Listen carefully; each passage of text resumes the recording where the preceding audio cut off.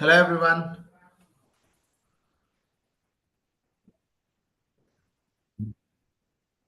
Good morning. Welcome to the session today. Hope you all are doing good. So if you remember, yesterday I have told you what is data engineering. So if you remember the yesterday session, so we have started our course data engineering with the Google Cloud platform. I have told you what is data engineering and what is the role of a data engineer. And after that, I have also told you what is Google Cloud Platform, what are the relevant services in the Google Cloud Platform for the data engineer. All of those details we have discussed yesterday. And the service portfolio also we have seen. And after that, I have told you what is our course curriculum and all. So this is data engineering and role of a data engineer: data acquisition, data storage, data processing, quality, system integration, performance, and monitoring and maintenance. And we have seen what is Google Cloud. It is one of the cloud computing service provider. It provides you the cloud computing services, which will be very useful for the organizations to build, deploy, and scale their applications and services in the cloud. And we have seen the service portfolio. Here we see that the compute services, identity and security services, so big data services, storage and database services. So like this, you have a plenty of services available in the Google Cloud platform. So yesterday I told you that we are going to start with these topics. Okay. So today we are going to start with these topics, guys. Cloud overview.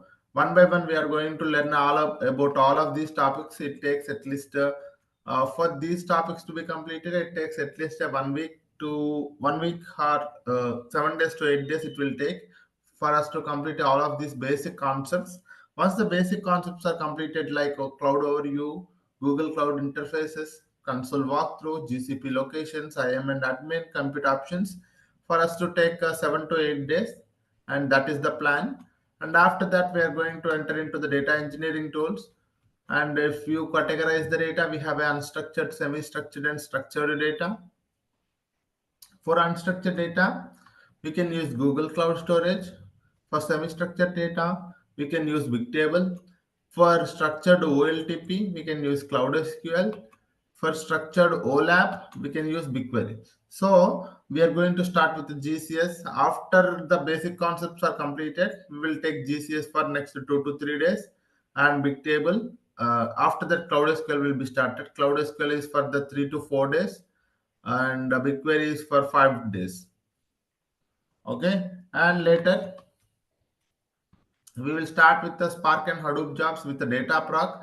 Here we are going to learn the PySpark. It will take 6 to 7 days. Beam pipelines, this will also take 6 days, 5 to 6 days.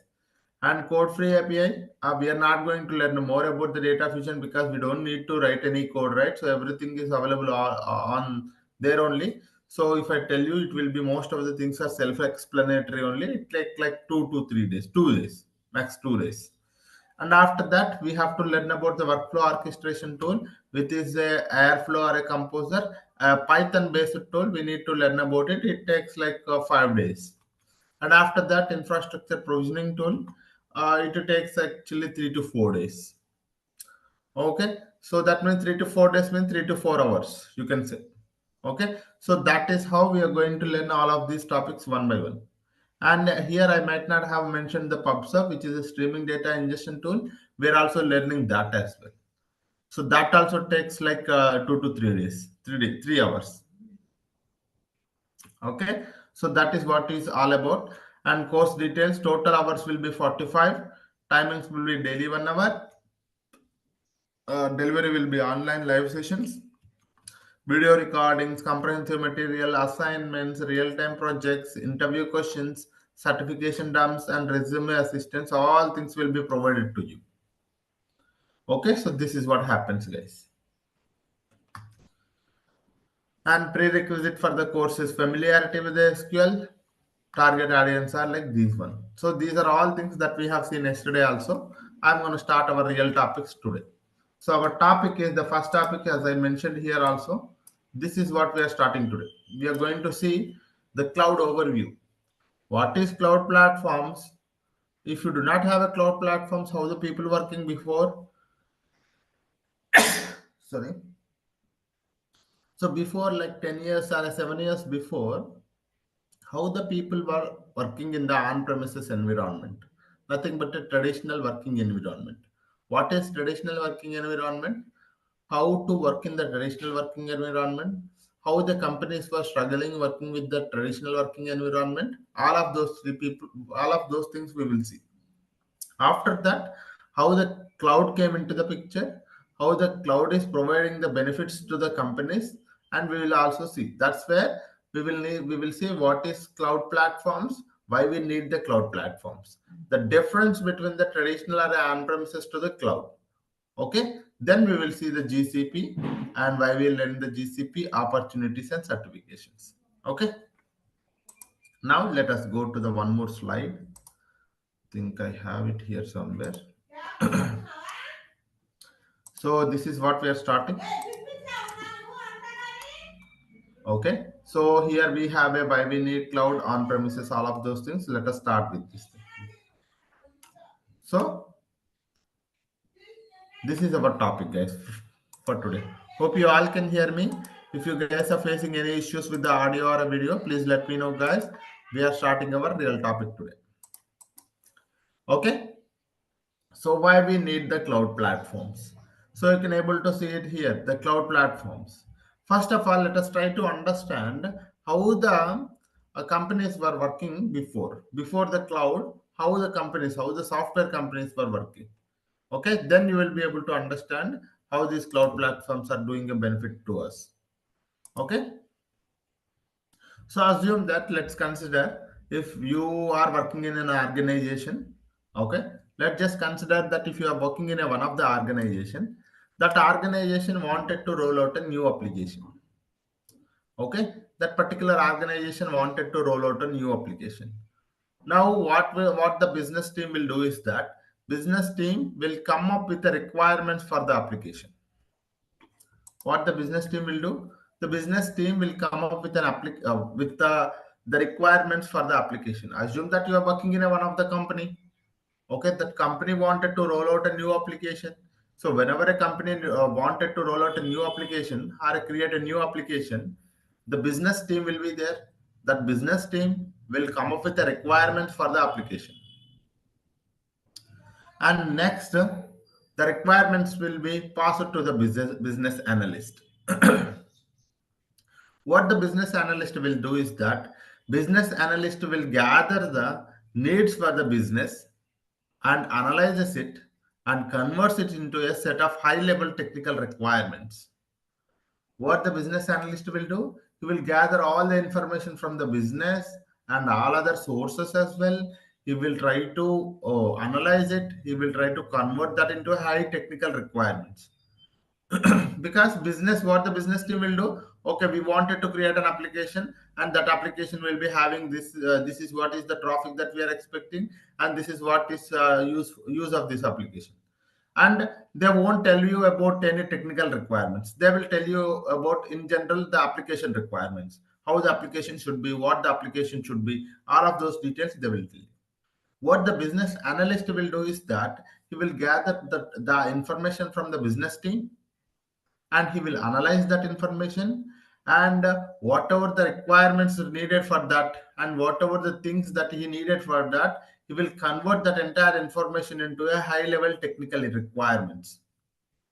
Those technical requirements will be high level technical requirements will be passed to the solution architect. Every company will have a solution architect. Every project will have a solution architect. For a couple of projects, there will be a one solution architect also. What the solution architect will do?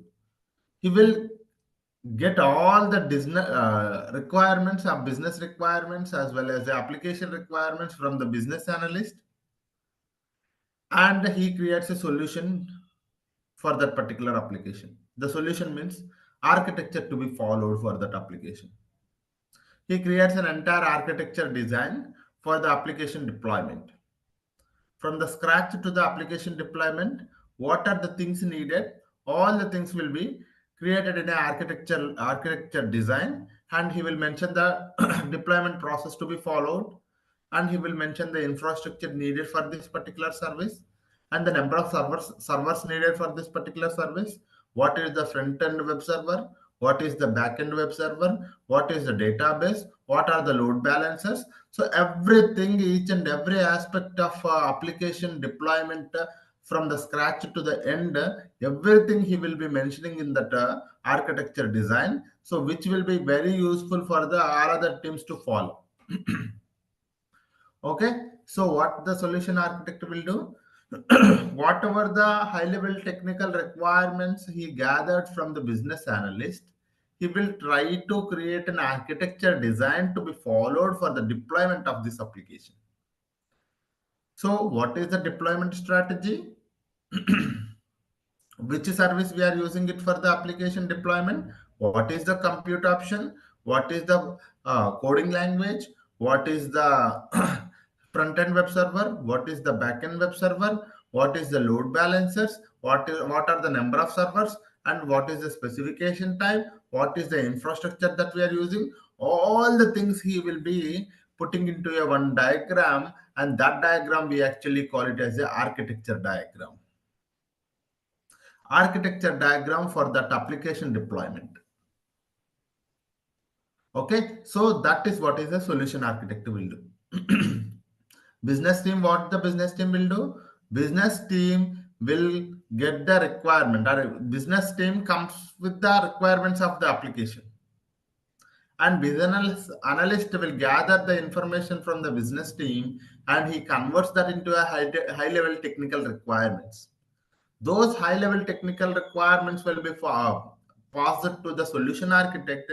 Now the solution architect will design an architecture to be followed for the deployment of the application. Okay, this involves many things I just told you. Now the thing is that, so solution architect mentioned the number of servers, the front end web server, the back end web server, are the databases, are the load balancers, are the infrastructure. If this entire hardware as well as the infrastructure is available in the company, at that point of time, the companies, the organizations will have its own data center. Okay, at that point of time, maybe 7 years before, you do not have a topic of cloud. You don't think about the cloud because you have to create your own infrastructure there. Okay, you have to create your own infrastructure there. So what you have to do, what the solution are, whatever the infrastructure, hardware, software mentioned in the solution architect, all should be available in the company's data center only, that organization's data center. Each organization used to have some data center. All of these hardware has to be available there only. If it is not available, they have to buy it. They have to buy it or purchase it from some vendor. Okay, if they have to purchase it, there will be a procurement team will be there. Okay, all the data center has to be available in the company's organization data center, sir. This is organization data center. So this is company's data center. We call it as a data center. In the data center, you will be having a storage, racks, servers, storage, networking features. All of those features you will be having it in hardware, software, as well as the networking, CPU, RAM. Everything will be available in the organization data center only. Okay, so how would all of these things come into the picture? It's because whenever a new application they wanted to roll out, or whatever the requirements for that application, they have to buy it. All the infrastructure and hardware, they have to buy it. So if it is already available in the data center, they don't need to buy it. If it is not available, what they will do? This solution architect will place a request to the procurement team. Okay, what the solution architect will do? He will place a request to the procurement team. In the traditional model we are talking about, in a 7 years or 8 years before, you do not have a cloud available. So what they will do? They have to have their own organization data center. So all of these infrastructure have to be deployed in the organization's on-premises environment only.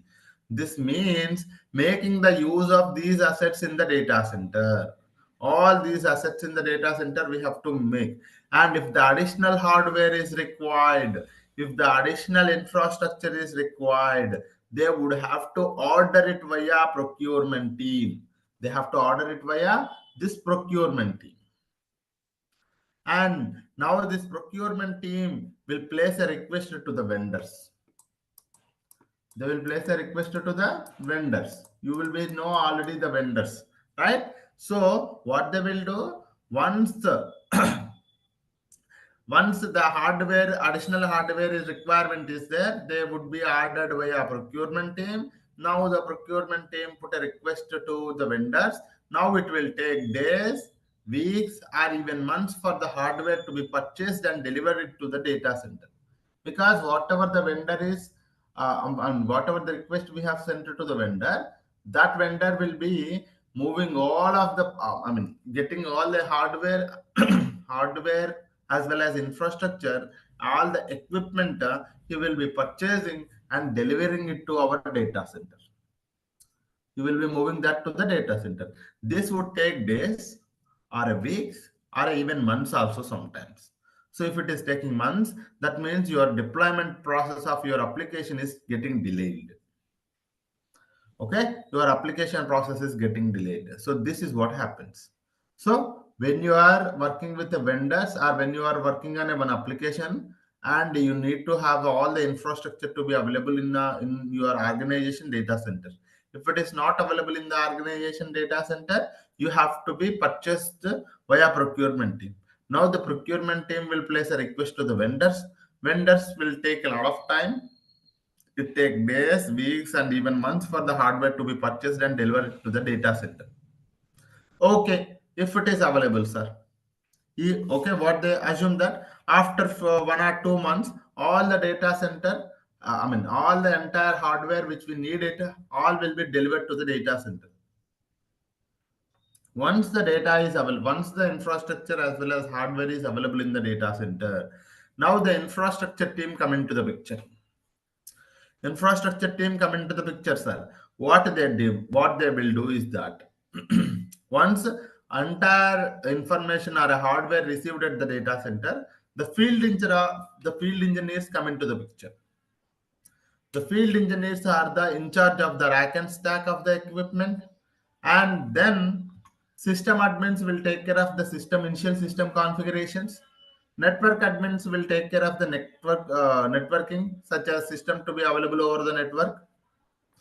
And the storage admins will take care of the storage of these application as well as hardware, all of those things.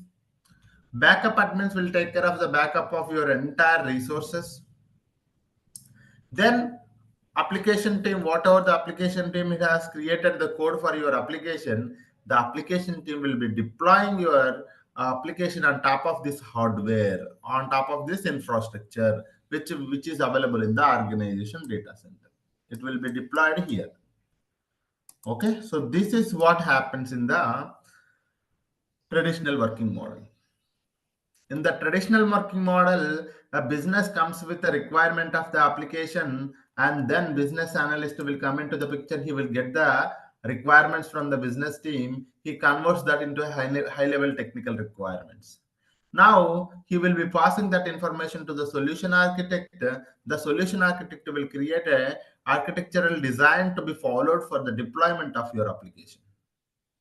And that involves many things, right? It involves that architecture diagram involves many things. A plain diagram with all the specifications such as count of servers, backend server, front-end server, web servers, load balancers, as well as the backend databases, everything, whatever that is needed for your application to be deployed, all the things he will be mentioned there.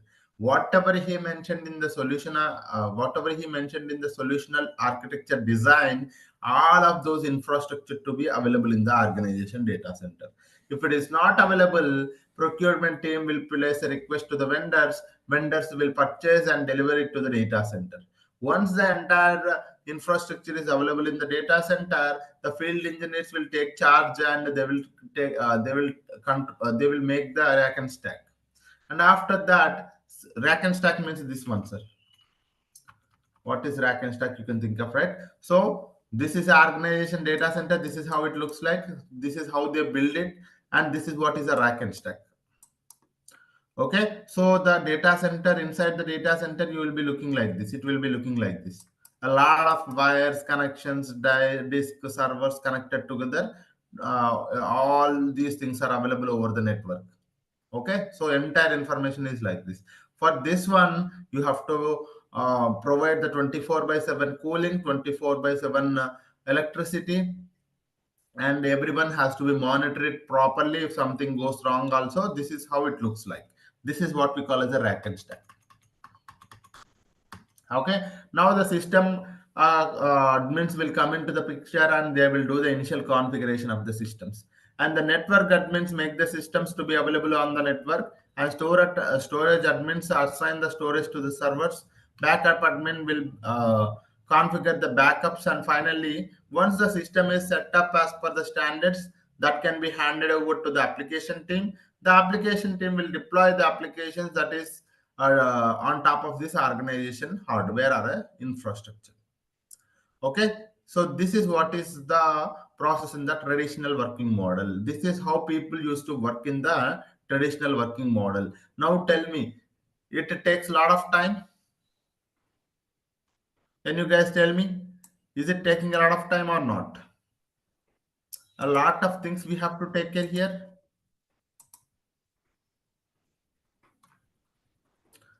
Okay, a lot of things we have to take care here. And what are the problems with it, sir? The process seems easy, but there are plenty of the teams involved, but the process seems easy. The flow is also very good, sir. But what is the problem that the companies are facing with this particular model, particular traditional working model? I'm going to tell you one by one.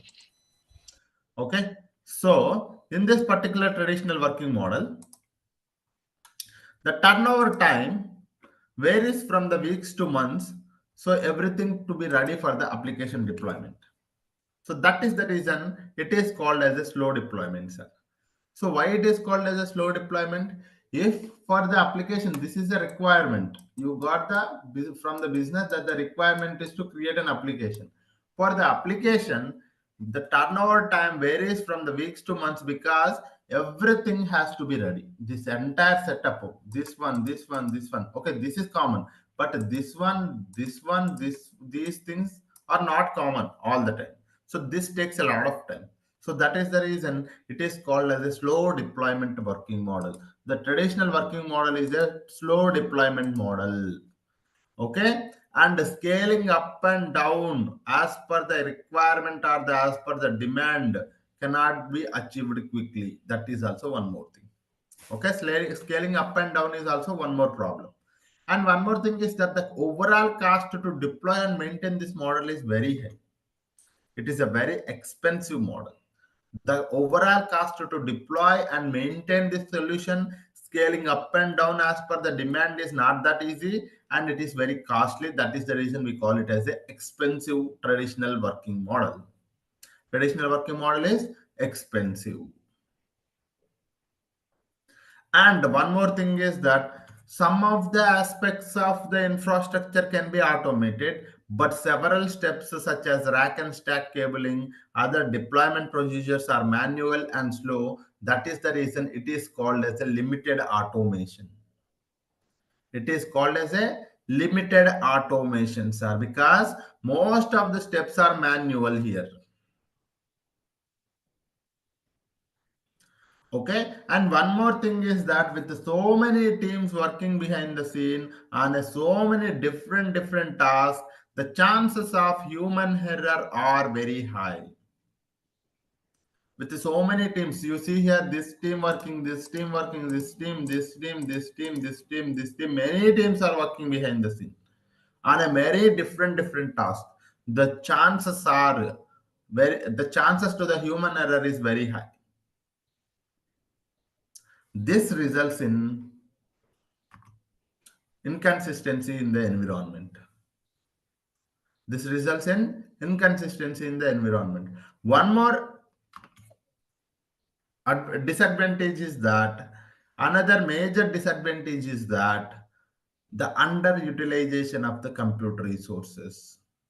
Okay, it may lead to the underutilization of the compute resources, guys. So you may be purchasing a lot, but you are only using few. So most of the times in the traditional working model, underutilization is one of the common disadvantage that you will be seeing. You are buying a lot of resources, but you are only using a few amount of resources. So that is the reason it is called as the wasted resources, underutilization of the compute resources. Okay, so when you're working in a traditional working model, you will be seeing all of these things, guys. It is a slow deployment model because the turnover time varies from the weeks to months.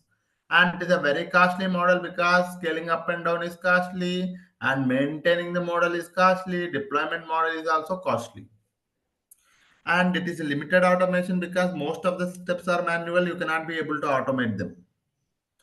Chances to the human error is very high because many teams are working behind the scene on many different tasks, and you're going to be wasting the resources because you are not utilizing the computer resources fully. Okay, due to this many disadvantages over the past decades, organizations were looking for a one more solution where they don't wanted to manage this entire infrastructure on their own. Okay, due to these many disadvantages over the past decades, organizations wanted to move to the cloud platforms to take the advantages of the cloud services provided by the major cloud providers such as AWS, Azure, and GCP. That's where that's where cloud provider came into the picture. That's where who came into the picture, sir? Cloud providers. When you are providing the cloud provider, when you are taking care of the cloud providers, you don't need to worry about most of these things. Okay, whatever the inner circle is there, sir, you don't need to worry about these things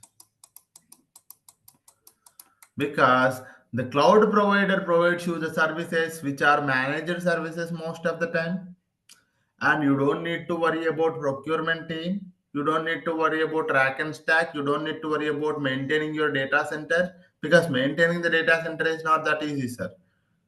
And storage admins, system admins, you don't need any of these things. Once the solution architect is created, you will think about the system configuration as well as a backup admin, and application team will directly deploy your application on top of these cloud platforms. Okay, so this is what happens. So you don't need to work in all of these things. So that is the reason the working model is, so that is the reason, sorry, the working model is not slow deployment because it is a faster deployments. So you don't need to worry about field, you don't need to wait for anyone. So once the solution architect creates your solution design, you don't need to wait for the hardware to be purchased because the what the cloud providers will do, cloud providers will provide the resources as a services to you. You can use those resources and build your application and deploy your application on top of those cloud platforms. So that is the reason you don't need to worry about this team, this team, this team, this team, this team, this team. Okay, no worry about all of these things. Once the solution architect design it, we create the infrastructure here, we deploy our application on top of it here directly. Okay, so that is the reason it is a faster deployments comparatively. And the cost also within the budget only, guys. You don't need to worry about it. It is not an expensive model comparatively. It is a less expensive, we can say. And most of the things can be automated here, guys, because many teams are not working, there is no human intervention. So you can create the CI/CD pipelines, continuous integration, continuous deployment pipelines. Those pipelines will be doing the automation, so you don't need to worry about any of the things to be doing manually. So most of the things can be done automated. So that's the reason it is not limited automation, it is a fully automation. Now tell me how many teams are working? Very less number of teams are working here. So that is the reason the human error is very less, because when you are working, many people are working, there is a chances of human error. But now here workers are less, the teams are less, so that's the reason there is no human error. I mean, maybe if it is there, it will be less. The inconsistency also less anyway. And when you are working in the cloud providers, or when you are working with the cloud computing services, you will only be creating the resources whatever you need. For example, if you need 5 virtual machines, you will only creating that 5 virtual machines. You don't create many virtual machines. If you need some 5 GB data storage, you only select the 5 GB. You don't select more than that. So that is the reason how much you need it, you can able to select it, or you can able to configure it accordingly. So that is the reason the utilization is, most of the times the utilization is more than 90%. Utilization of the computer resources is more than 90%. That's the reason you are not wasting the resources here. I mean, there is less. I mean, there will be there will be a some amount of wastage will be there, but compared to the traditional working model, that wastage is very less. Okay, so this is how in the cloud computing model we are working. So automation is good, and it is less expensive. Limited automation will not be there. It is a fully automation, no human error, no inconsistency, no wasted resources. So this is how cloud is doing the benefit to you. Cloud is doing the benefit to you. This is the difference between the on-premises and traditional working model. Okay, in if I have to say in a one single word, traditional or a on-premises working model is nothing but an organization managing its own infrastructure to run their code and applications. A very simple sentence, guys. If an organization managing its own infrastructure to run their applications and code is nothing but a traditional working model. What is infrastructure, sir? Some people call me, sir, what is infrastructure? What is infrastructure? You're saying it can be a server, it can be a hardware, it can be a software, it can be a networking, it can be a storage. So all of these things we call it as an infrastructure. So if an organization managing its own infrastructure to run their codes and applications, we call it as a traditional working model. Okay, in a cloud computing model, what they do, the organizations don't manage the infrastructure, because cloud provider will deliver the infrastructure as a service to you. Infrastructure as a service to you. You will be deploying that your applications on top of this infrastructure. So this is what is the difference, main difference between the on-premises and cloud computing model. Can anyone tell me if you guys have any questions? Until this one, if you have any questions, please raise your hand, guys. If you guys have any questions until this topic, if you guys have any questions, you can ask me. I put it in the chat. In cloud-based architecture, is solution architecture role is being replaced with the cloud architect? Yeah, solution architect or cloud solution, and both are same, guys. Okay. No, solution architect or a cloud architect, both are same. Some companies call it as a solution architect itself. Some companies will call it as a cloud architect. Both are same. Why GCP should be choose over the other cloud platforms? I will tell you that in the next few minutes. Any other questions, anyone? Hope this is clear. You should understand the traditional working model and you should understand the cloud working model. Then only you will appreciate the technology of the cloud computing. Okay. Why the cloud? Why the cloud? Why the cloud? Why we are moving to the cloud? Some people were saying, okay, we are moving the cloud because of something. But why? So all of these things I have just explained to you. This is how the traditional working model. Even though in a company also, if you go and working also, you will be seeing this kind of a working model. How to take care of security concerns within the traditional and cloud environments, we will see that in our upcoming sessions. Okay, so until this topic, if you guys have any questions, you can ask me. Okay, yeah. Now, so in an on-premises and cloud working model. In an on-premises working model, you as a person has to take care of all the things. if you wanted to develop a solution on top, if you wanted to develop a solution on top of an infrastructure, what you have to do, you have to manage your own infrastructure. You have to manage your own physical infrastructure. That means you have to purchase your physical hardware, manage your virtual machines, manage your application. Everything you have to manage it. But when you go to the cloud, you have a three things that we will see in our upcoming sessions. Even if I tell you now, you may not be able to understand it. Okay, but just to make sure you understand this point, in the cloud working model, you have a three categories. One is VM based services. Next one is virtual machine based services, and first one is VM based, nothing but a virtual machine based. Second one is a managed services. Third one is a serverless services. Okay, when you are working in a cloud working model, if you wanted to go with a virtual machine based services, you don't need to worry about this thing. You have to take care of these three.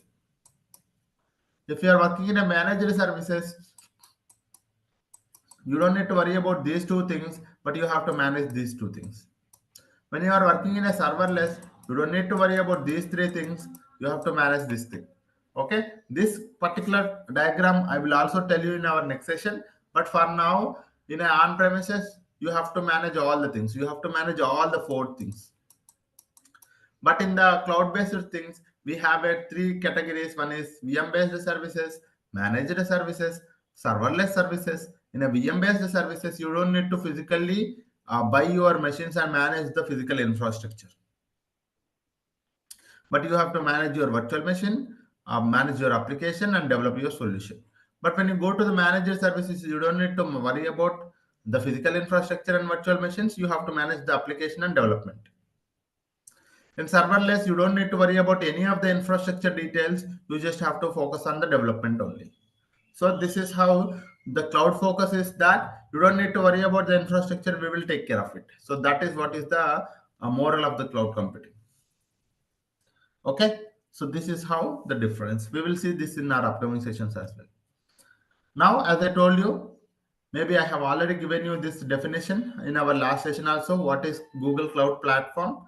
A Google Cloud Platform is one of the leading cloud provider. It provides you the cloud computing services which help the organizations to build, deploy, and scale the applications and services in the cloud.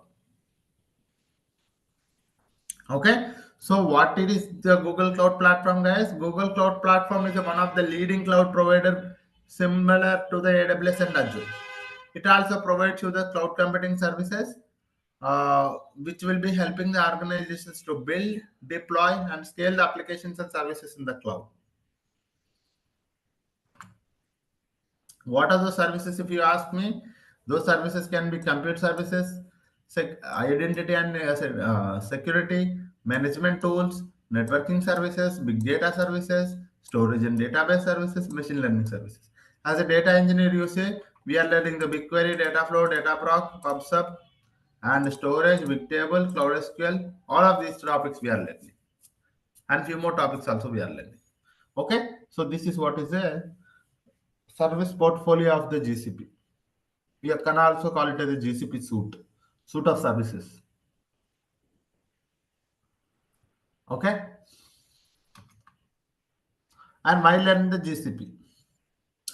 So you might have already think about, sir, we have a AWS already there in the market, and Azure is also there in the market. Why we are learning the GCP? It's not that we are learning the GCP, it's that the companies are choosing the GCP.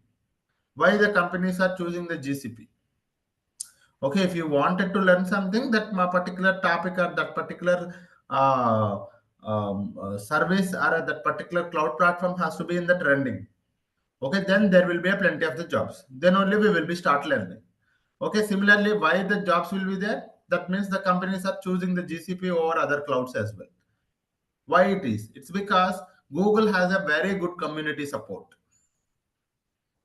We already know that Google has a very good community support from the last decade, where we've been using the Google clouds, Google services such as a Google search engine, Google Maps, Google Analytics, Google YouTube, all of those services, all of those products from the Google only.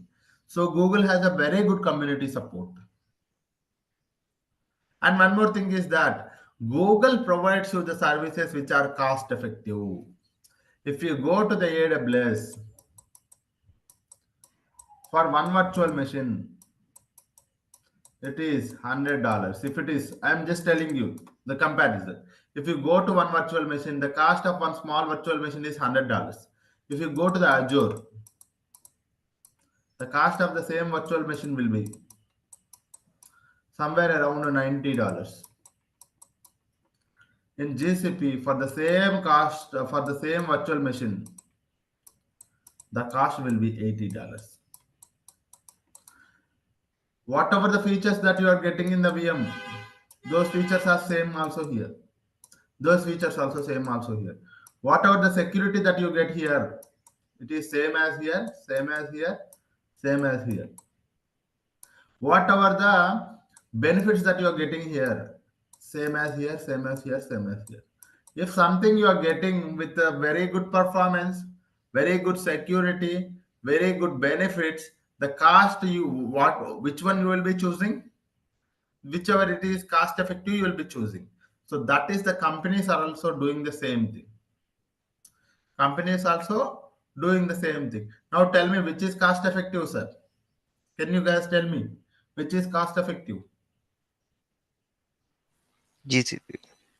GCP is cost effective because for the same configuration, the virtual machine, the cost of the GCP is 80% because you will be choosing the GCP only. So that is the reason the companies, most of the companies are choosing the GCP over AWS and Azure. One more important aspect is that why the companies are choosing the GCP for data engineering or big data related activities.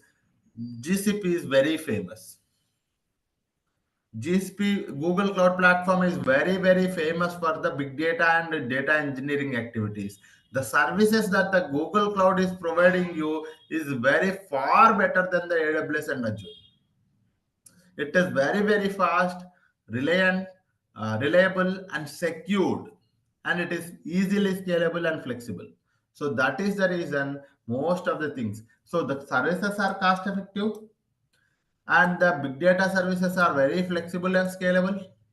Scaling up and down can be done easily as per the demand. And these are trustworthy, guys, because why it is trustworthy? We've been using the Google from the last Google products from the last decade. Those products are from the Google only. The Google Cloud Platform is also from the Google only.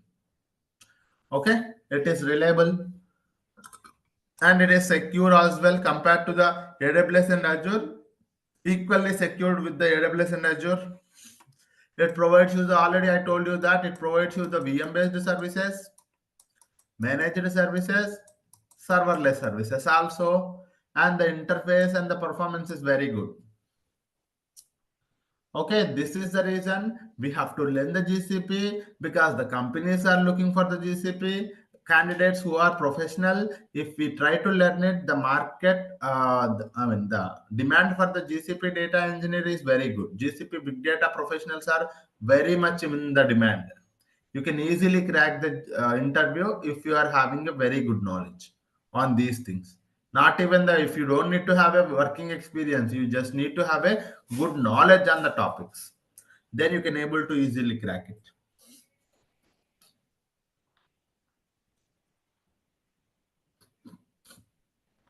Any questions here? It has a very good community support and it is one of the three market leaders, sir. This is a third. First AWS is there, Azure is there, GCP is there.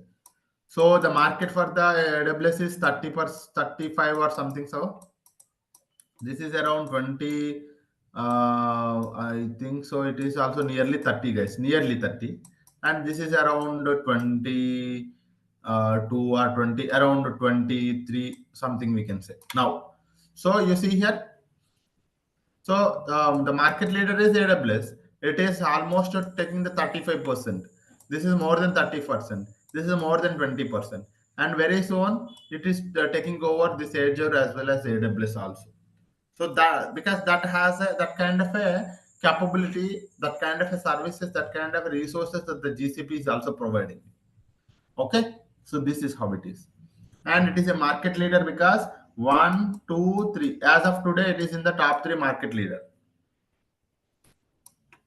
Industry adaptation is there, as I told you. Small organization, startups, product-based companies, MNC-based companies already started using the GCP. That's the reason plenty of the opportunities are there.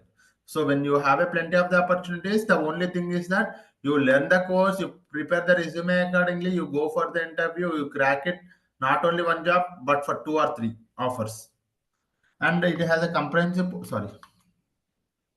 It has a comprehensive portfolio, I told you. It provides a wide variety of the services and products, integration and compatibility with all other services. You can easily integrate these GCP services with all other services as well. It provides you the machine learning capability as well. It has a global infrastructure. In India also, we have the 2 data centers for the GCP, that is there in Mumbai and New Delhi. Google's infrastructure, Google Cloud infrastructure is also available in the Mumbai and Delhi, guys, in our India. 2 places in India. Multi-cloud projects, guys. Nowadays, this is what is the era, guys. We used to work on the traditional. I told you, right? Maybe 10 years back, we used to work on the traditional. After that, the cloud came into the picture. So each project, for one project, all the people or all the services, they are using it from the one cloud. So that means if you go to the one project, so if you are using 10 services, all the 10 services from the one cloud only. Now, the next era is that multi-cloud. Some of the companies already started using this multi-cloud. Multi-cloud means in one project, if you are using the 10 services, those 10 services are from the GCP few, AWS few, and GCP 3, AWS 3, and Azure 3. So that is how all the cloud platforms in a one project. So you will be utilizing. It's because one service is very good at one cloud platform. One service is very good at one other cloud platform. So you will be using whatever the services which are good at each cloud platforms. You can use it like that. So that is how you can also use it. So that's where the next cloud era is multi-cloud. So you must learn the GCP. Okay, and next thing is that whoever is doing the certification, the career growth for the certification certified people in the GCP is very good, and you can easily go for the career growth, or you can also go for the hike in the same company, or you can go out of the company, and you can able to have your ladder for your GCP data engineer. Okay, so this is the reason that you should learn the GCP, guys. It's because industry adaptation. When you have an industry adaptation, many companies are using the GCP. That means the projects are there in the GCP. That means they need the working professional. GCP is new. Most of the people does not already available, so we need to learn. So when you learn it, you can able to easily crack the interview. The interviews are also not difficult, guys. I'm telling you. You can see here the market growth rate. So GCP AWS, but you see in the last quarter, 54% of the growth rate. Growth rate means the growth rate compared to the last year and this year, the growth rate is very good for the GCP. That means most of the companies are started using, even for the AWS and Azure, compared to the AWS and Azure also, the companies which started using the GCPs are very high. So that's the reason 54% of the growth rate. Okay, so that is very high. And the GCP for this particular course, if you wanted to go for GCP data engineer, you can go for GCP data engineer, GCP developer, and GCP admin also. These are all the topics we will be covering in our sessions. Okay, all the topics required for this particular course, we are covering it: GCP data engineer, GCP developer, GCP admin. And if you wanted to go for the certifications, you can go for associate cloud engineer certification. You can go for professional data engineer certification also. 2 certifications. The first thing is that it's better for you to go for this particular first thing. And I will share you the DOMs and all of those things as well. We already know that yesterday I told you. Okay, this is something that a new topic, how to interact with the GCP services. So we have here the plenty of the services. And if you wanted to interact with the services in the GCP, we have a console. Cloud Shell, Cloud SDK, web applications, and tomorrow onwards, I'm going to start these things. Okay, these interfaces we are going to see from tomorrow onwards. Okay, plenty of the topics are there, guys. Console walkthrough, GCP look. Okay, sorry. Yeah. Now I'm wanted to stop here the session for today. I just wanted to give you the overview of how the why we need the cloud. So which topic we have started today? Yeah, this one. So we started this why we need the cloud, and we have seen on-premises versus cloud platforms. What is GCP introduction? Why we learn opportunities. That's it.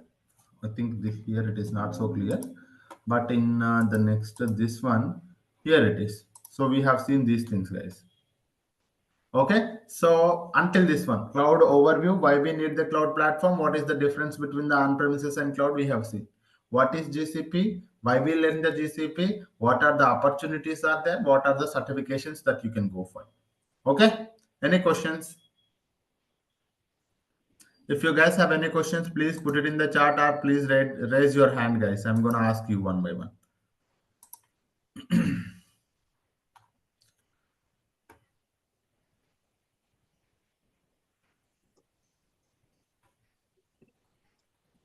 No, the thing is that at this point of time, for the any role, not only for the GCP at this point of time, because this is year end.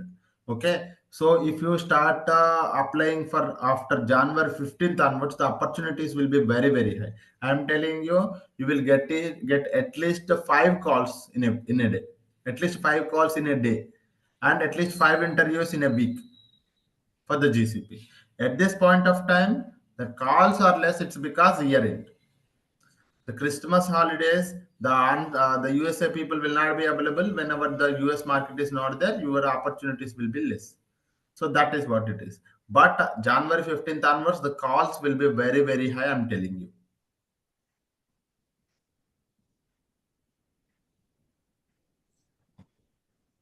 Okay. Yeah. Any other questions? Why GCP choose? I have told you. Then why the market share of GCP is only 9%? No. The market share is around 20%. You can also check it. Okay. Yeah. And hi, sir. I have done the payment yesterday. Okay, that you can connect with the team, guys. So they will be helping you on that if you need any of those. I mean, it's a starting only, right? So you may not be able to see the recorded videos, documents, all of those things, and they will help you from Monday onwards. You will be getting access to all of those videos. Okay, they will be adding you. They will create a group and they will add you to that. Okay, yeah. And I do not have any. Yeah, yes, Chandramohan KV. Yeah, do you provide dumps for PDE as well? Yes. So I think some people might not have attended yesterday. So we have here a robust material for each and everything, guys. So I will be providing you the access to this notes. We have a GCP topics, each and every topic. What we are going to discuss is here, and this is for the GCP basic topics, and this is GCP data engineering topics, and the prerequisites. So if you wanted to cover prerequisites, and for those who wanted to go for the resume, we are providing the resume templates here. You can just double click on it. Once you have the access, you can double click on it. It will be downloaded to your machine. And for the interview, you can the interview introduction as well as the project overview, what to explain in the interview, and the architecture diagram for the interview is also here. So this is what you have to just tell you. Okay, my name is this one, and thanks for connecting me. My name is this one. I have completed BTech or MTech from this particular college. I have completed 2 to 3 years of experience as a data engineer. From last 2 years, I've been working in the Google Cloud projects. I'm working in a BigQuery Lake project where we get the data from multiple data sources such as the SQL Server. We extract all of this introduction and interview. You have to tell you properly. And if they're asking you to create the architecture diagram, you have to create it like this. And after that, if you need the data engineering questions, commonly asked questions are, I'm telling you, out of 10 questions, 7 questions is from this particular notes only. I'm telling you. Data engineering questions, commonly asked SQL questions for the coding questions, and Python questions. All the coding questions are also here. And for those people who wanted to go for the certification dumps, you have a tab, you have a one page created a certification tab, associate cloud engineer dumps, and professional data engineer dumps, PDE dumps. Okay, I have attached here. Once you got the access to the notes, that means once you have completed the registration, I will provide the access to all of you guys. Yes, if you, I mean, I'm telling you guys, most of the people, you don't need to any experience to work in the GCP. If you are attending my classes, you will be getting a good knowledge on the GCP, including the labs, because each session we have a labs, case study 1, case study 2, case study 3, case study 4. For data proc, so for BigQuery, case study 1, case study 2. Real time scenario based questions only we are covering. So labs, every session will have the labs, guys. You see here lab sessions, session 1, session 2, session 3, job 1, job 2. All of these things, including we have a case studies also. Similarly for the data flow also, all the jobs including the job 1, job 2, and you have all the things are here. Even I have mentioned the sample data also for your practice. Airflow also, you will be having DAG 1, DAG 2, DAG 3, level 1 DAG, level 2 DAG, level 3 DAG. So these are all the commonly used. This code, if you look at it, right, it will be around 100 to 200 lines of the code, and it is very easy to write it. No worries at all. I will tell you. What is the prerequisite? The prerequisite is this one, guys. Sorry. Sorry. Yeah, here it is. The prerequisite is that SQL concepts. If you know the SQL concepts, that's more than enough. Or if you know the Python also, that's well and good. Python, basics of the Python. SQL concepts you must know. And if you wanted to revise your SQL knowledge, you have here the SQL documents, commonly as the SQL questions. Python for basics, Python practice questions also I have mentioned here. Okay? Yeah. Yes, Kishore. So I wanted to ask if we can do some practicals on how to deploy just to get the feel of the environment. Can we have a sample deployment that be done on GCP platform, be it a lightweight application or some sort of that, just to get the idea of how No, easy it in our is. sessions we will be seeing it, of course. Okay, Okay, so we we will be. missed For example, I missed the first 10 or 15 minutes part of the class. So just wanted to ask you if we are able to do that in these one or no, two no. days. See, the data engineering is not more about deployment, first thing.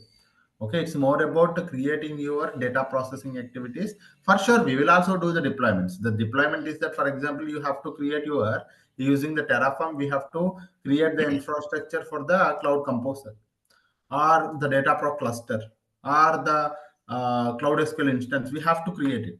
For sure that we will be seeing, but you don't you're not going to spend working on deployments heavily. Okay, you don't create any deployment. Your task of deployments is almost 2% of your entire 100% is your job. If you think only 2 to 5% will be working on deployments, Yeah, 90% you will be working on your data processing activity as a data engineer. sure. Our heavy lifting is going to be mostly on pipeline designs and uh, Correct. So you will be creating the data pipelines, which will be, that means data processing pipelines, which will be your 90% of your job. yeah, since we are new to this GCP platform, right? So I just wanted to understand if you can do some, if there is any material that you could No, no. So request. everything is here, because if I tell you, right? So what the best thing is that some people are eager to know that how the process will be, but that is fine. But some people who does not know about this thing, right? If I tell you all of these things, it will be like a scaring to them.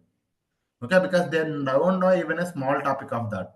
So my course is like we are starting from the very basics to the advanced. So in a very basic stage, if I talk about this thing, for those people who are like, out of these 10 people, only one person can able to understand the process, but other 9% may not be able to understand it. It's like a, I'm scaring to them, I'm giving a scare, so they will scared out of it. So I don't wanted to do such kind of a things. But if you wanted to check it out, okay, if you wanted to check it out how the deployment will be and how the process will be, you can always go to the Google Cloud platform, or you can always go to the YouTube and check it out how they are Yeah, doing it. yeah, I Okay, did that. There are few, I mean, there are various ways of how the people of deploy. course there will be various ways of it. So for example, for you, the case study one. Okay, see here, I have a one of the CSV file array, whatever the file. For me, I have taken one of the server, and I have a CSV file. I have to move the data to the Google Cloud Storage, and I have to, using the PySpark. This is nothing but one of the data processing pipeline I'm creating here using the Dataproc, using the PySpark language. So in this PySpark code, I have to mention the source connection, I have to mention the transformation steps, I have to mention the destination connections. Source connection is that I have to extract this data from the GCP and using the code only, PySpark code only. Using the PySpark code, I have to transform this data into a various stages so that I will come to a final requirement. And that data I have to load it to the BigQuery. And the BigQuery will be loading this data to the BI, some other BI tool for the data visualization purpose. So this is how the projects will be. And here I have clearly mentioned how the requirements also. If I go, if you are guys, let me open this one. It's not opening. Okay, it's not opening. 1 minute. The case study also, I have one of the simple case study diagram and how the requirements will be in the companies also. I will tell you, show you. Let me try to show you. This is where it is that. This is data prop. Yeah. Data prop.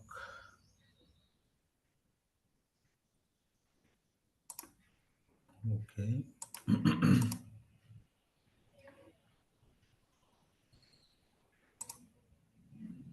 Case study. Yeah.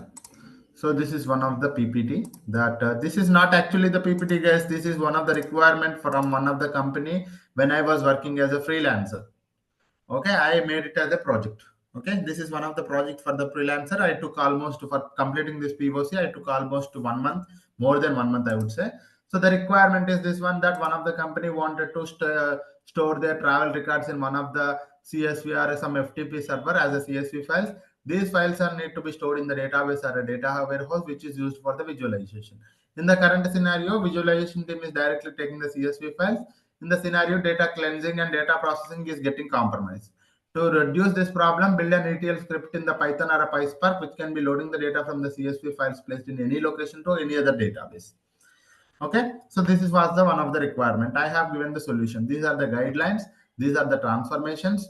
Okay, the transformations we have to do is that all the date columns should have in the uniform date format. All the packs name field should be cleaned and properly. Somewhere it is Mr. there, it is capital Mr. there, somewhere it is Mr. there. Remove all the prefix. And airline field is flown status is data reputation. Somewhere it is like Indigo. It should be Indigo only. The spell mistakes are also there. And also first letter has to be capital, all other should be small. And airline full. So this is how some of the transformations will be. And what you have to do is that we have to create a PySpark code loading the data from the CSV. So to do that, we have to use a different cloud services. I have used the Dataproc to complete this entire activity, and the scheduler is Airflow I have used. So this is one of the activities. So it's a similar thing. The same thing I have mentioned here. This is the same project for that one. I have here the mention the sample data. I have here the ETL script also there. So such kind of things we are going to. So this is an end-to-end project, guys. This is an end-to-end project. Once the entire POC is completed, you will be integrating it with the CI/CD also. So that's where the DevOps engineer will also come into the picture, and he will further automate the entire process. Okay, so that is how the project looks like. Okay. Such kind of things we have case study 1, you have a case study 2. So these are the following requirements. These are the requirements. This is how the data, and for the same thing, and case study 4, and you have assignment also, you have interview questions also. Okay, you have all the things separately, and I spent a lot of time designing this entire material only, and it is not from the 1 batch or 2 batch, guys. From the last, I think I have covered, I mean, this is more than 15th batch. I think it is around 20th batch or something. So 15th or 16th batch, I believe. Okay, and you can able to see every batch I am updating this particular notes, every batch, because when I started like 1.5 year before, the GCP services, the platform how it used to be, now how the GCP platform used to be is a lot of enhancement is done, lot of improvements done in the GCP platform itself. So we are changing this notes keep and every now and then. So that's the reason earlier I used to provide the Word files. When I was providing the Word files, the Word file is not updating for the previous students. So that is the reason what I have started doing is that I created a notebook. Whenever I update something, even for the previous batch students, the next batch students, whenever you are, it will be keep on updated to you. Whenever you come here, it will be showing you the updated information. Okay. Yeah. Any questions, guys? Anyone? Yes, Arjun Vishwanath. Hi sir. My question is on like migration parts. Are we covering Yes. like how Yes, migration we have works? a migration. We have like 2 to 3 migration projects. We have a cloud SQL, one migration project is there. Data migration, you see here, manual method and automatic method using the DMS service. This is on-premises to the cloud SQL. It is a database migration. And similarly, in the data proc also you will be seeing, and data flow also you will be seeing the same migration topic. Okay. So most of the times the project So will be same thing will migration. cover. Yeah. Sorry. Hello. Hello.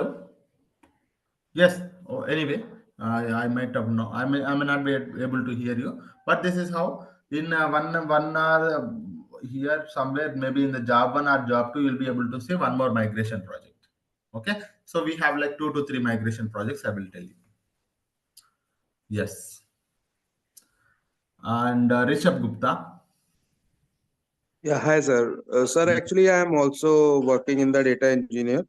so as well as also the GCP. But I have Okay. the basic knowledge, so I want to know because here it is. In my company, I am associated with the Tesla project. So here it is mostly the part of the data engineering, like that for the pipeline, DAX, Apache Airflow. So Everything. would you cover all the these things in Of this course, advanced? right. So that is what I'm Because telling you. basic I yeah, because basic I knowledge about it, how to use it, but for the No, advanced no, purpose, I don't need see. to change. Our main agenda is that create the code. As a data engineer, we create the code. We create the development code. We are focusing on creating the development code. Yeah, Okay. yeah, yeah. As like That is it. pipeline and Correct. Correct. So if you want me PubSub to show and you BigQuery. one of the DAG pipeline, so Yeah. this is one of the ETL script. Mm. Okay. Similarly, for the DAG also, let me show you PDE, and we have here composer. Composer. So here it is a one more DAG, you whatever you are asking DAG, and this is a level Mm. one DAG, level two DAG. We are creating this. Sorry, don't worry about these things. Here we have a level one DAG, level two DAG, all of these things. Mm. We have a level three DAGs also for triggering the activities, and we have Yeah. a I mean for the sample testing purpose. So this is, Mhm. and for the data proc also we have here. So everything. Okay, I'm gonna talk about all of these things, guys, for the data Okay. flow. Yeah, Mhm.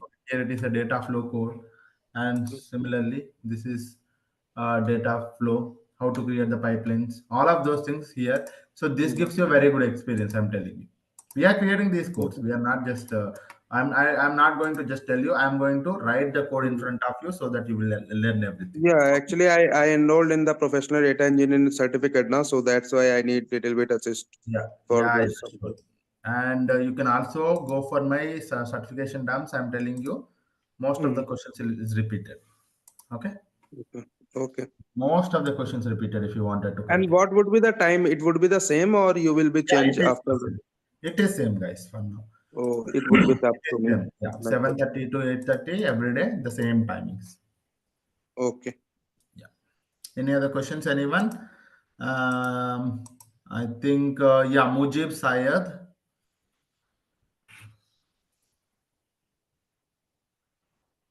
Hello, Mujib Sayed. Can you tell me if you have any questions? Okay, Devabrat VST.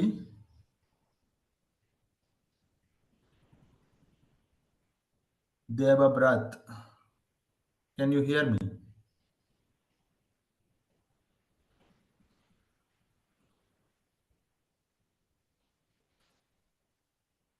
Yeah, tomorrow also same link, guys. Yes, we are covering a lot many case studies and projects. Yes, Sujan. Yes, Mujib. Can you hear me? You can't be able to unmute yourself. Okay, let me try mute. Hello, participants. Yeah, you now you can unmute yourself. Mujib, you can talk now. Yes, Mujib. Yes, tell me. Okay.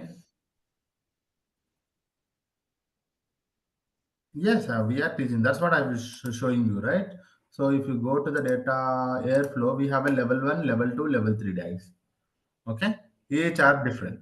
It is a ETL perspective level 1, scheduler perspective level 2, and one more scheduler perspective level 3. Okay, each code we are creating. This is a Python notebook. This is a Python file only. If I open it, it will open the Python file.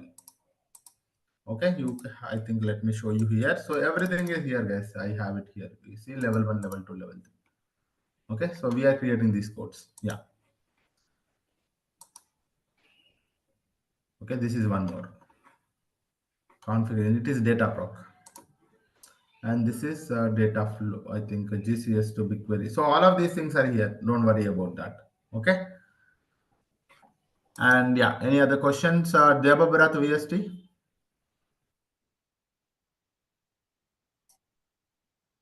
Which one? Sorry. Not required. Yeah, not required. The prerequisite is to, if you know the SQL, that is more than enough. All other things we are learning. I have seen people who are from other backgrounds like production mechanical also, they got the job, they are working. Okay, they are working fine. Don't think that they are one of the guy who is having a 6 years of experience in the networking. Now he is working in the GCP as a GCP ingestion team in Altimetric. Recently only he placed. Recently only, a very like 10-15 days back, he was actually he was a friend of brother of my friend, and he was my friend only, referenced, and he joined the course. He completed the course. He joined in a one company as an ingestion team in the GCP Ultrametric in Chennai. He joined. So no, whether you are from non-technical or a technical, whether technical in the IT or in the same field, no worries at all, because if you wanted to plan to start your career in the GCP, opportunities are there. So you can go for easily for the job. So that is the main important thing. Okay. Of course, why it's available in the Gurgaon. Plenty of the opportunities are there. Even some people from the south will also get from the calls from the Gurgaon company, and we don't want it to come that far. Okay. Yeah, plenty of opportunities. If you want, guys, we will also share you some of the opportunities or newsletters, so that you will come to know that wherever the job is there. Okay. Yeah, there are plenty of opportunities in the Google. Sorry. Not a fact. That's not a problem. If you are having 10 years, 15 years of experience also, that's perfectly fine. The only thing is that you should have a proper documents for you to join in the company. That's the only important aspect. Knowledge wise, I can assure you that you can learn from knowledge from me. Spend 1 hour here, 1 hour, 1 more hour for the practice. That's more than enough. Daily 2 hours. 1 hour for the live session, 1 hour for the practice. That's it. Yeah. It will be decent. It depends on your current package, and it will be decent, guys. Don't worry. The demand is there for the data engineers. Okay. Yeah, there is a very good demand for the data engineers. The packages are very good, guys. Even though if you're trying for second offer, I'm telling you the package is even more good. Okay. Yeah.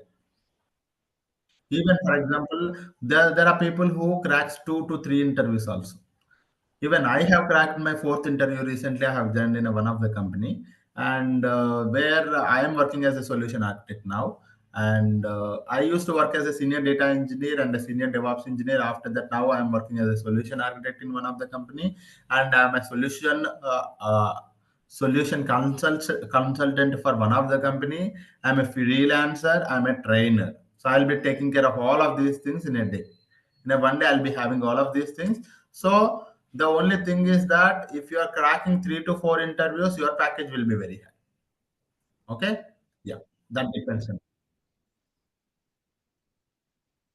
It is different from, because I come from both the backgrounds. Because even in the data engineering, also some of the aspects of DevOps will come into the picture. But you as a data engineer, you may not be looking at it. But I as a solution architect, I may have to have those knowledge. Yeah, talking about me. Yeah.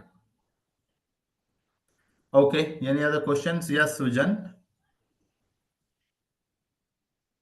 So we are covering, you can think of like this. For example, each thing, for example, if I go here, we will be having case studies.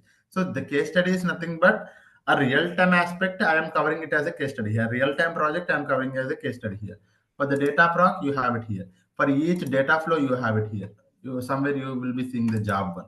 For the level, for the airflow level 1, level 2, level 3. These are all the case studies. What it will do is that this is exactly how the people are working in that company. Okay, how a data engineer working in the airflow is the level 1, level 2, level 3 data. How a data flow person who is working in the one is a job one. Data flow, case study one, case study two, all of these things. And you have an assignment for you as well. One of this assignment also I am giving you. And this is actually the assignment for you. I have here the everything. So case study is something that which makes you to load, extract the data from the sources, multiple data sources, load it to the destination. And how do you write the code to do all of these activities? A pipeline. Okay, so that is what it is. And you have a BigQuery also case studies. So because some people, I'm telling you, if you're getting a job as a GCP data engineer, 40 to 50% you are working on the BigQuery, and 20 to 30% data proc, airflow also 20 to 30%. Okay, so that is how. Or BigQuery, data flow, airflow. So that is how, either data proc or data flow. That is how the companies are working. Okay, yeah. And some people also get a chance to work on the cloud SQL also. And here also we are having data migration project from the local to the cloud. Okay. Any other questions, guys? Yeah, I'll be teaching you the BigQuery. So here we will see what is BigQuery, what is the architecture of the BigQuery, how to work with the BigQuery, how to create all of these tables. You see here various ways to create the tables. And assignment for you, once we learn about these things, assignment for you. And what is BigQuery partitioning, which is a advanced topic. How to create a nested and repeated fields, which is, I will say, one more advanced topic. What is views, what is materialized view, what is authorized view, which is commonly asked question in the interview. Case study 1, case study 2. Okay,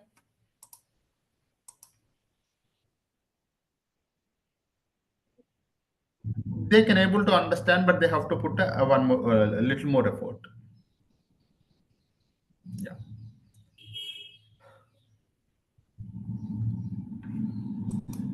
Yes, Arjun Vishwanath. Hi sir, my question on like both data engineering and data engineering support, both are same or different, sir? Data engineering is a development. Data engineer support is a support work. Okay, so like my project is on the support thing, so that's why I'm asking. Yeah, Like, yeah. Support. The best thing about for you is that if you are learning something right from this course, the best mhm. thing what you can do is that you don't need to develop anything. You can just support. Okay. After few days, what you can manage is that anyway you are learning this course, and anyway in your support project you are learning some knowledge, and that knowledge you can make it as a instead of support, you mention it as a data engineer developer, and then you can go for the next job. Your package will be very very good. So that's a main that question was raising in my mind from yesterday. So I just better That's to actually ask a you. very, very good point. Most of the people, I have seen people testers. So testers, for example, there is a even in the data engineering also you will be having a testers. What they do actually, they will there for 2 to 3 years, 3 to 4 years. After that, they will learn the data engineering development, and anyway they are working in the data engineering testing. So they already know about the projects ins and outs. They will be able to explain everything, and when they go for the next interview, they don't say that I have worked as a tester. They say that I am a developer. And they already learned this course. I have seen many people who converted from the testers to this particular development side. And their package will be very, very good because they perform very good in the interviews. Because they are already working in the same environment, right? So that's how. Yeah. So for simultaneously, we are working on like both on-prem support and the GCP support, data Correct. engineering support. So Correct. better we are mentioned to the support, we can directly mention to the data engineer, right? Correct. You should mention that only. If you wanted to be in a very trending, and if you wanted to get a very good hike, also you should be there. The duration of this course is 45 hours. That means close to 2 months. And which certification I first do, that means you can go for the associate certificate, guys. Associate level certificates are very easy, and which is most of the companies, even you go for the interview also, they ask that do you have any certification? You can say associate level certification. Okay, yeah, certification associate level you can do. I have another batch, but that is in the evening batch. Morning 7:30 to 8:30, evening 8 to 9 p.m. That is data engineering batch. That is already in the middle. We are covering the data proc there. And 9 to 10:30 p.m. we have a GCP DevOps batch also. Okay, so we have every day 3 batches, but data engineering is morning and evening because data engineering opportunity is very high. So that's the reason we are covering 2 batches, and the evening batch is in the almost in the 70% is completed, almost 70% completed. Yeah. Okay. Yeah. If you joined this batch, if you wanted to join the next batch also, that is also fine, guys. No issues. You can connect with the admin team. They will make that arrangements. If you pay the fee for this batch, and if you wanted to join, and if you want, because your timings is sometimes it is available, sometimes it is not available. That's fine. The admin will do the arrangements. You can also attend the evening batch, and whenever the next evening batch starts, right? You can actually after 20 days or 25 days, next batch will also start. Okay. Okay, guys. I think this is it for today, and we will see few more things tomorrow. The timing is 7:30 to 8:30, guys. Same. Oh, that's a DevOps batch. That's not a data engineering. Okay. So do we have like a GCP on Kubernetes? So in DevOps only we will cover, sir. Yes, that's actually a DevOps topic. Okay. So you can, that's the thing is that I'm actually a DevOps engineer as well as a data engineer. I know all the ins and outs of the project so that I can able to easily explain you. The only thing that you have to do is that whenever I am talking about a new topic also, you should do some kind of a research. So because everything I cannot be able to tell you. Maybe data engineering perspective, I can give you 100%. But for the DevOps engineer, because data engineer and DevOps is not different. First thing, maybe you may think that DevOps is a data engineering are two different fields, but DevOps is not actually a field. Okay, it's a principles, it's a strategies how you actually create your integration and deployment strategies. So it's not actually the course, it's actually the principles that we have to learn there, and the tools we have to learn there to learn those principles. So that's how. So whenever I'm talking about the DevOps also, you should be attentive and you should learn about few things of it. So that because in the company also, you are not just working as a in a one project, you are not just the developer. There will be a data engineers will be there, Python developers will be there, Java developers will be there. In addition to that, BI developers will be there. In addition to you, DevOps engineer will also be there. So if you wanted to understand the entire project flow, should be having the knowledge of all of these fields. So when you have a knowledge of all of these fields, you will come to know, okay, this guy is doing this thing, this guy is doing that thing. In the interview, you have to explain those things only. In the interview, what you have to explain, okay, in our project, we have 7 members. We have like four data engineers are there, two DevOps engineers are there, one BI engineer is there, and our project is this one, and my task is this one, and other guy is doing this task, that guy is doing that task. So this is how. So in the interviewer think that okay, this guy is already worked in the company and he know about all the ins and outs of that particular project. He has worked on specifically on this project. I will ask the questions on this related to it. So when you give that kind of a information to the interviewer, right, he will be getting a very good scenario of what actually you are. What the people will do in the interviews is that they say that I am a data engineer, I work on this activity, that's it. Okay, so when you explain this thing, right, he will be asking something question which you do not know, which the other data engineer was working. So what the problem will be is that that's where you say that I did not know that I have not worked on it. And the same other question also, if you ask, so when you explain to the interview, you specifically mention and you create a boundary that inside the boundary only he should ask the questions. What is the boundary? How to create it is that, okay, now in my team, this many members are there, and these people are working on these activities. My activity is solely working on the BigQuery, or my activity is solely working on the data proc or a data flow. So when you say that you are creating a boundary, so inside the boundary only he will ask the questions. When he is asking the questions inside the boundary, you should be very attentive and you should be explaining it very easily. So that's how the people are cracking the interviews. No one says that I know everything. Okay, no one says no, I know everything. Okay, everyone will create a boundary in the interview. Inside the boundary, they make sure that the interviewer asking the questions inside the boundary. And whenever they are asking the questions, you should be very perfect with the answer. Okay. Yeah. Okay, these kind of things we will be seeing in our upcoming sessions. In the last session of our GCP data engineering course, I will also tell you how to answer the questions in the interview, how to tell you the introduction to yourself, all of those things. That was last thing is for you to as a interview readiness, guys. So that's last session of our course is last 1 hour is that it is an interview readiness. How do you have to go for the interview? How to prepare all of these things? I will give you at that point of time. You will understand more because the most of the topics you will be by that time you will be able to have a very good knowledge on all of these topics. So at that point of time you will be able to understand it. Okay. Yeah. Okay, guys, I think this is it for today, and we will see few more. And I will tell you how to create an account. Don't worry. I may be telling you tomorrow or Monday. Don't worry. I will tell you how to create a free tier account. Okay. Yeah. Okay, guys. I think it's already 9, and we will meet tomorrow, and we will see few more things. And till then, bye bye, guys. If you guys have any questions, also you can ask me tomorrow as well. That is not at all a problem. Okay. Yeah. Thank you all. Have a great day. Bye bye. Thank you, sir. Thanks, sir. Have a day. Good day. Bye. Yeah.